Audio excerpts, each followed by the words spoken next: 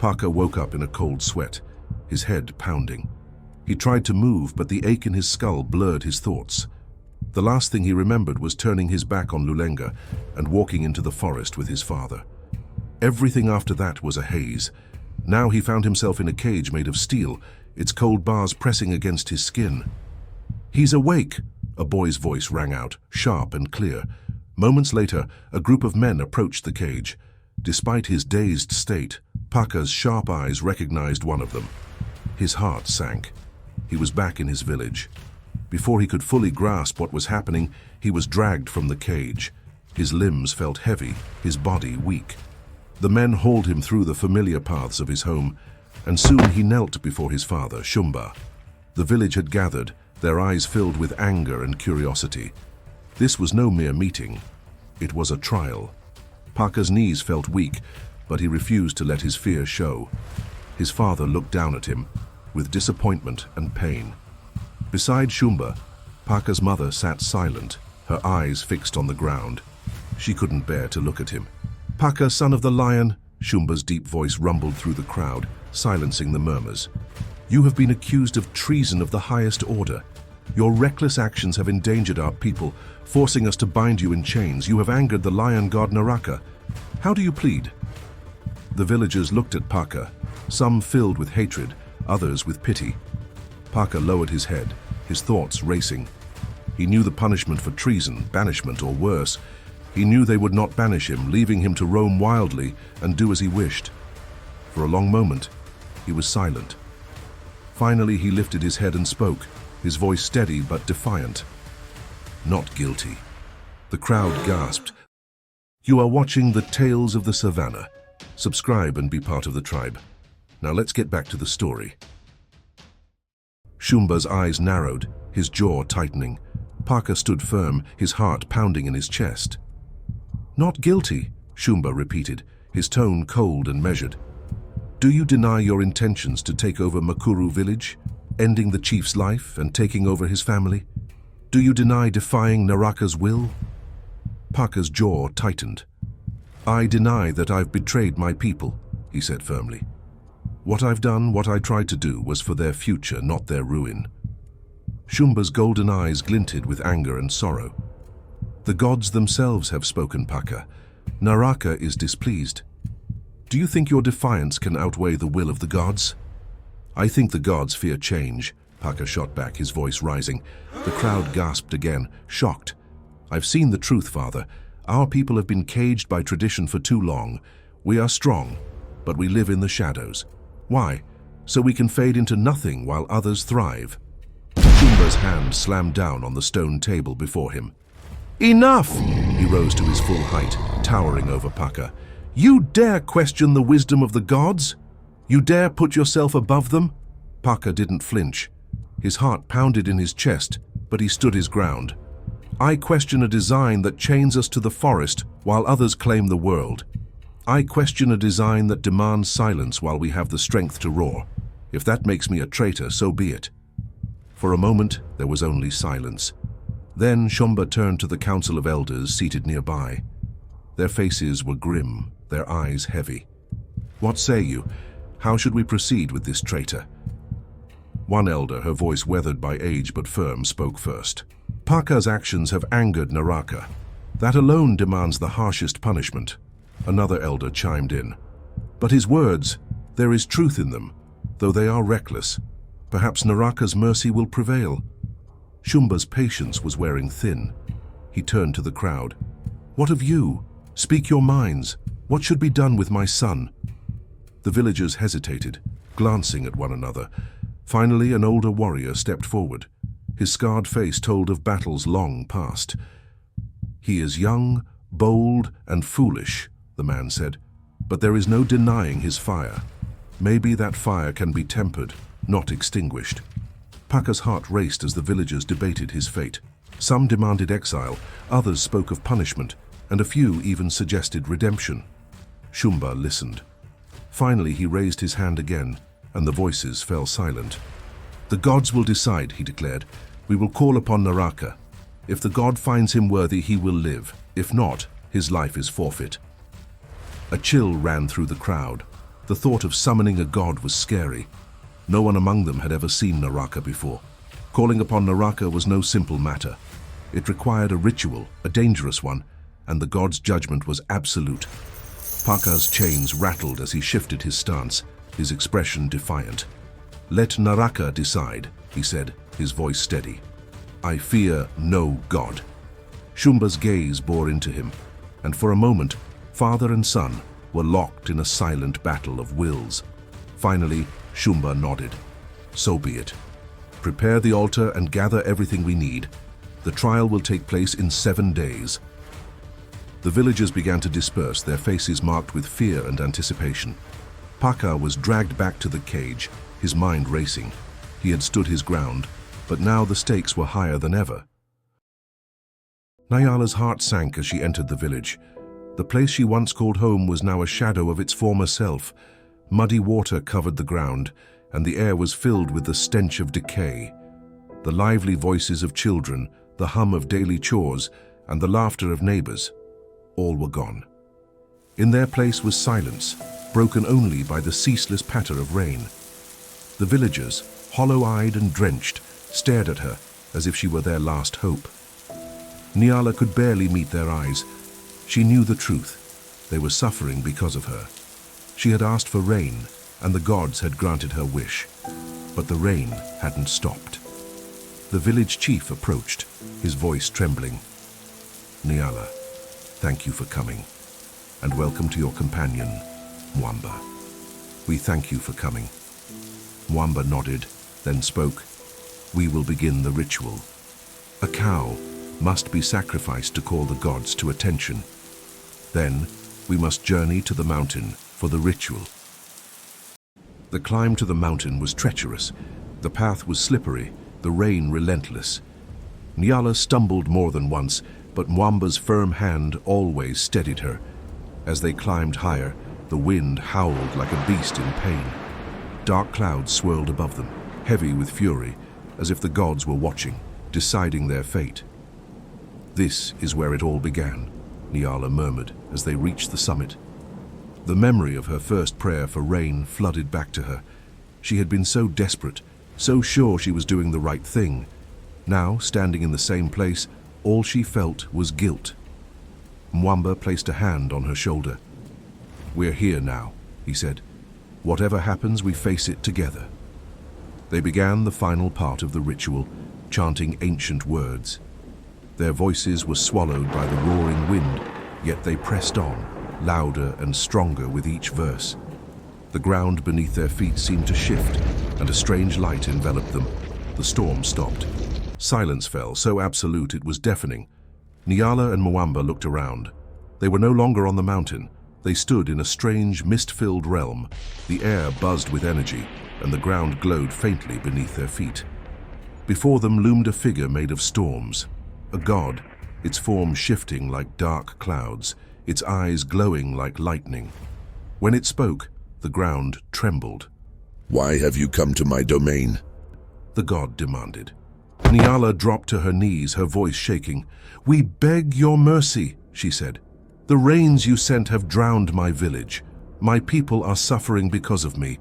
I ask you to lift this curse." The god's glowing eyes narrowed, and its voice rumbled like thunder. "You asked for rain, mortal. Did you not know the price? Now you return to beg. Why should I grant you anything?"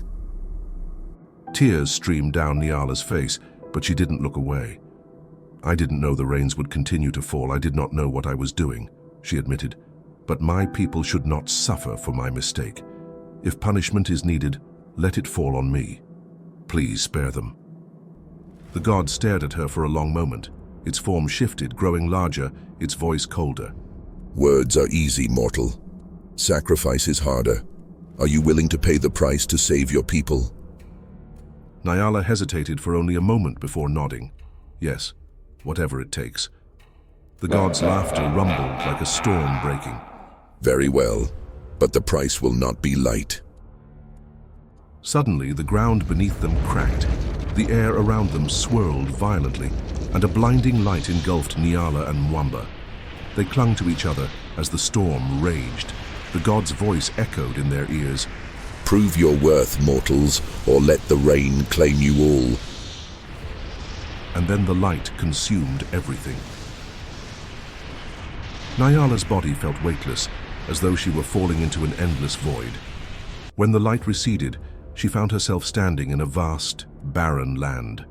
The air crackled with energy, and the horizon stretched endlessly in every direction, marked only by jagged peaks and swirling storms. Mwamba stood beside her, his face calm but his fists clenched. "What now?" Nyala whispered, her voice trembling. Before Mwamba could answer, the god's voice echoed from the heavens, its tone thunderous and merciless. You wish to save your people? Then prove you have the strength to bear the burden you placed upon them. The ground beneath them shifted. From the cracked earth rose twisted, shadowy figures with glowing eyes. Their movements were jerky and unnatural, like puppets controlled by unseen strings. Defeat them, the god commanded. Only then will you earn my attention. Remember, your magic will not work in this realm. The creatures advanced, their movements fluid and predatory. Nyala's heart raced. She had no weapon, no plan, only a desperate will to survive. Mwamba stepped forward, his eyes scanning the creatures. He picked up a rock from the ground and tossed another to Nyala. "Stay close," he said, his voice firm. "We fight together." The first creature lunged at them, its claws slicing through the air. Mwamba dodged and swung his makeshift weapon, striking the creature's head. It shattered into a cloud of ash, but two more emerged in its place. "They multiply," Nyala cried, panic rising in her throat. "Then we need to keep moving," Mwamba shouted. "If we stay here, we're done." They fought their way through the horde, each step a struggle against the relentless onslaught. Nyala swung her rock wildly, her muscles aching and her breaths ragged. The creatures seemed endless, their glowing eyes piercing through the darkness. As they fought, the terrain began to change. The ground crumbled beneath their feet, revealing a swirling abyss below. Mwamba grabbed Nyala's arm, pulling her back just as a section of the earth collapsed. "This isn't just a battle," Mwamba said, his voice tight. "It's a test. The god wants to see if we'll break." Nyala nodded, the words renewing her strength. She couldn't let the villagers down, not after everything they had endured. She gritted her teeth and pressed on, her swings becoming more deliberate, her steps more determined. Through the chaos, a faint glow appeared in the distance. It pulsed like a heartbeat, steady and unyielding. Nyala pointed toward it. "There, that must be the way out." Mwamba nodded. "Then let's finish this." The two of them fought their way toward the light, their movements synchronized as though they had trained for this their entire lives.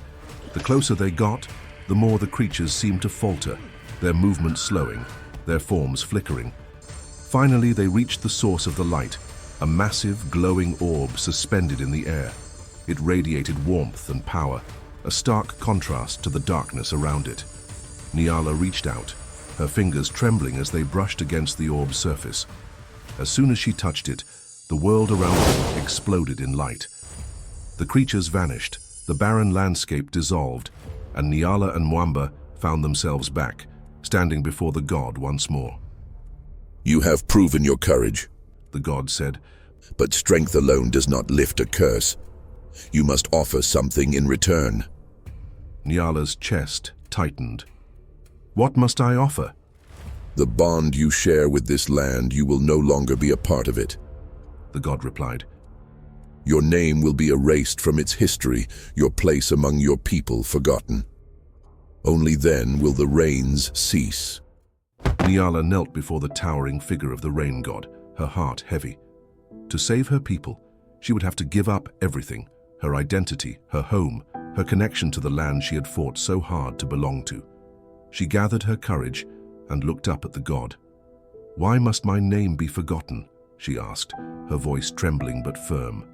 I made a mistake. Why must my identity be taken from me? The rain god's form shifted, clouds swirling around its massive figure, and when it spoke, the ground quaked beneath Nyala's knees. Why? Because you, Nyala, turned the force of the heavens upon the earth and never returned to make it right. You unleashed the rains to prove your point, and when they fell upon your land, you walked away. Year after year, the rain poured. The land you abandoned drowned beneath your pride, while elsewhere, the world withered. Drought gripped the lands that depended on the waters you had stolen. Crops failed, families starved, rivers dried to cracked beds of dust. And yet, you never returned to turn the water off. The earth is a place of balance, Nyala, and you, my child, upset that balance. The shadowy figures you fought today were not just monsters. They were a reflection of the lives you destroyed, both directly and indirectly. They represented the children who died of thirst, the villages turned to dust, the people who prayed to gods that would not answer. Nyala bowed her head, shame washing over her like a flood. I didn't understand what I was doing, she whispered. I didn't know the damage I was causing. The god's voice softened, though its power remained undiminished. Ignorance is no excuse for power wielded carelessly. Power, such as the one that flows through your veins, demands responsibility. You possess a gift tied to the elements, a connection to the very forces that sustain life. Yet you wielded it as a child wields a stick, without thought, without care. Nyala's tears fell freely. Take whatever you must, but please, let them remember me. I'll bear the blame, but don't erase my existence from my people. The god regarded her in silence for a long moment. Then it spoke, its voice both sorrowful and resolute. There is power in a name, Nyala.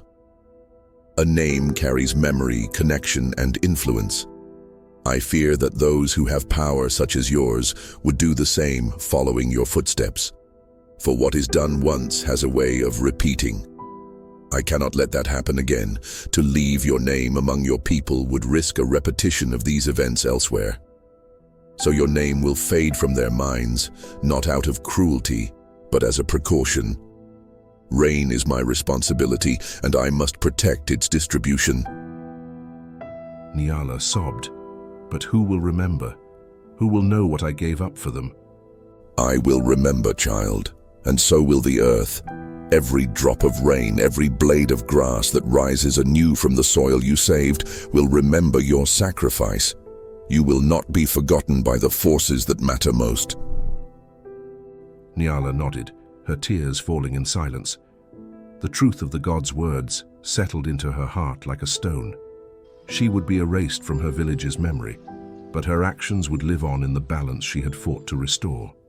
The god's voice softened further, a low rumble that carried an unexpected kindness.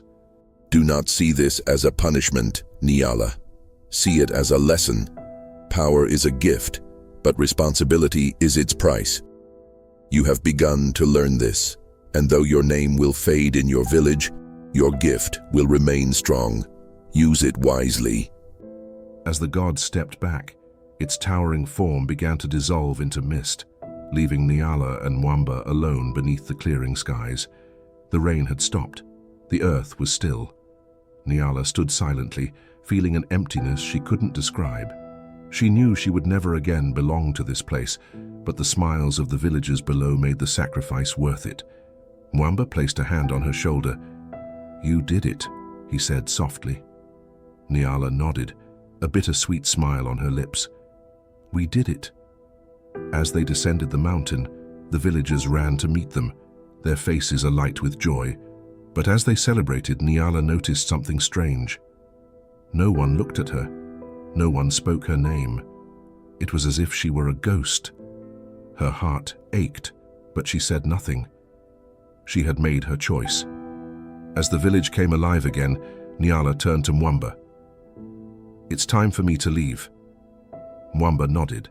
He knew she couldn't stay. Together, they walked to the edge of the village, where Nyala paused for a final look. The village was saved, the rains gone. Without another word, she turned and walked away, disappearing into the night. Jabali arrived at his homestead, his heart light and his spirit soaring.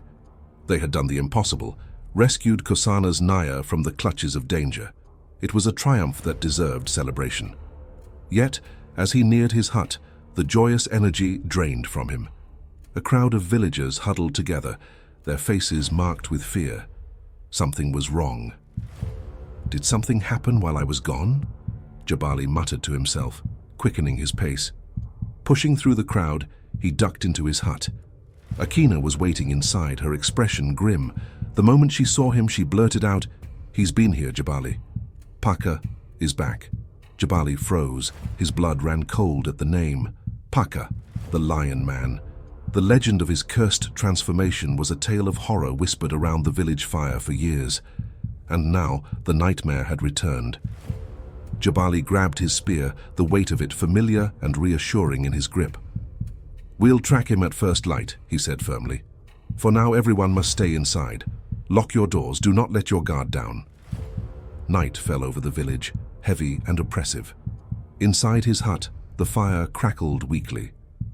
Jabali listened to Chipo recount how Paka had approached her family's door just a night ago. She had been terrified but managed to slip away to warn the neighbors. "You should have seen me, father," Chipo said, trying to lighten the mood. "I was ready to fight Paka with nothing but a cooking pot." Jabali chuckled softly, but felt his stomach twist. Despite the humor, the danger was real. He glanced at Akina, who sat silently by the fire. Her face was distant, her thoughts clearly elsewhere. "Akina," he said gently, "what's on your mind?" She looked up, her eyes clouded. "It's nothing," she murmured, but Jabali could tell she was lying. Something troubled her deeply, and it was more than Paka's return. As the fire burned low, the hut grew quiet, but Jabali's mind raced. The thought of Paka prowling the village was unsettling. Tomorrow, he resolved, he would visit the forest guardian. They needed guidance and a plan. The next morning, Akina slipped out of the hut. The sun hadn't yet risen. Her mind buzzed with thoughts of Lulenga, who had appeared at her home twice now. She needed answers. Jabali had already gone to track Paka with the other men. Slipping out of the hut quietly, Akina made her way to the river. The morning air was cool against her skin, and the world was eerily silent. Her feet moved swiftly, as if guided by something unseen. She had no plan, only a burning need to see him again. When she reached the river's edge, she hesitated. The water shimmered under the faint light of the rising sun, and the reeds swayed gently in the breeze. Her heart pounded as she stepped closer. "Lulenga," she called softly at first, then louder.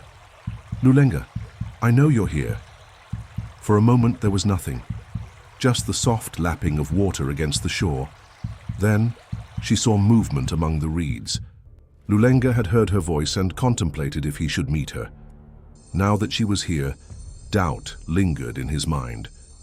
Would she accept that he was a monster who resided in the river? Akina shouted his name again, and he was jolted back to reality. He would face her today. He had to, for the sake of Kitapo. He reached for the elixir, gulping it all down. "Damn it, Mwamba," Lulenga cursed. Mwamba said he had changed the formula, but he had made it worse.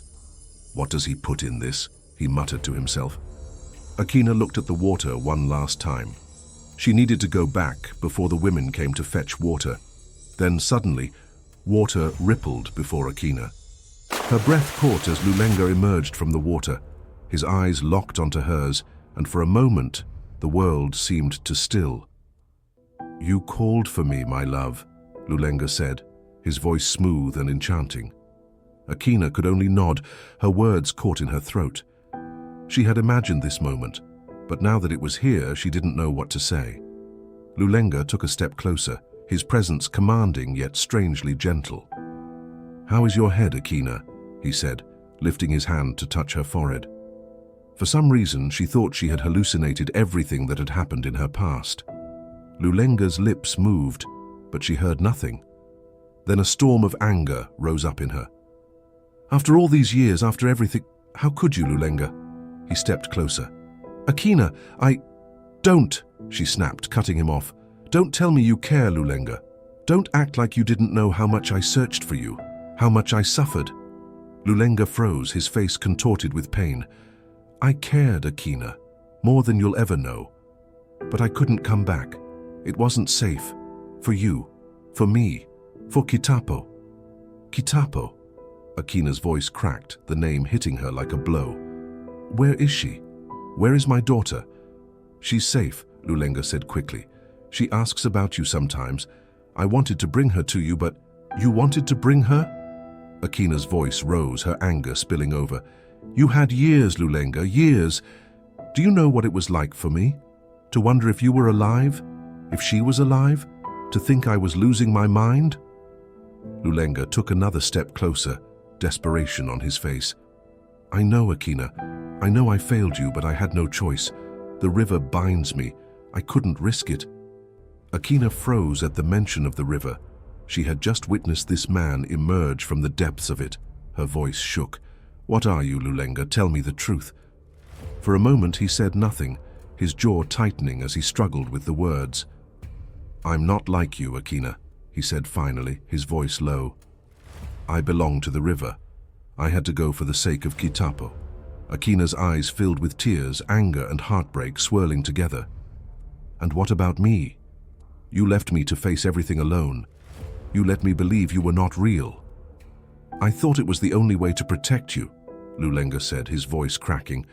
"But I never stopped loving you, Akina. Not for a moment." His words hit her like a wave, and for a brief moment, the anger gave way to something deeper, something raw and tender. Memories of their love flooded back, whispered promises, the nights they spent dreaming of a future together. "I missed you," he said softly, stepping close enough that she could feel the heat of his presence. "Every day, I missed you. But I had to stay away. For you. For her." Akina's tears spilled over as she looked up at him, her voice trembling. "I loved you, Lulenga. I still do. But I don't know if I can forgive you." Before he could reply, the sound of voices reached them, distant but growing louder. Akina turned, her heart pounding. It was Jabali and the trackers.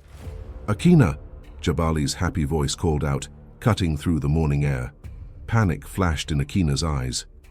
"What are you doing here?" Jabali asked, his eyes scanning her face. He frowned when he saw her tears. "Are you all right, my love? Did something happen?" Akina shook her head, struggling to compose herself. I came to fetch water," she said quickly, her voice uneven. "I just needed some air." Jabali studied her for a moment, concerned. "We couldn't find Paka. I know you are worried he could return. The tracks lead far away, but we'll keep searching. Let me carry your bucket." Akina nodded silently, her heart aching as she glanced back at the river. From the reeds, Lulenga watched, hidden but close. His eyes lingered on Akina as she turned to leave with Jabali. "Until next time, my love," he whispered, the words carried by the breeze. Akina paused, her breath catching as the faint echo of his voice reached her ears. She glanced back at the water, her heart heavy with longing and unanswered questions. But Lulenga was gone. For now. And that, my dear tribe members, brings us to the end of yet another thrilling episode in our series. I hope you enjoyed it as much as I loved bringing it to life for you. Your support means the world to me. Want to support the channel and become an even bigger part of our tribe? You can join for as little as the cost of a coffee each month. Your support helps me continue creating the content you love, but of course, just having you here is already more than enough. Thank you for being part of this journey. A special shout-out goes to the incredible tribe member who sent a super chat. Your generosity humbles me. May the gods and goddesses you revere bless you abundantly as we step into the new year. As we approach the close of the year, where are you, my tribe? Are you home with loved ones, savoring some quiet time? Perhaps you've taken a break from work to recharge. I'd love to know. Please share in the comments below. Thank you for being part of this journey. To those celebrating, I wish you a joyful and Merry Christmas. And as always, thank you for watching our story, and we hope you enjoyed it. What lessons did you draw from this story? Share your thoughts with us in the comments below. Don't forget to subscribe and be part of the tribe. Thank you for watching The Tales of the Savannah. We will see you next time in the Savannah.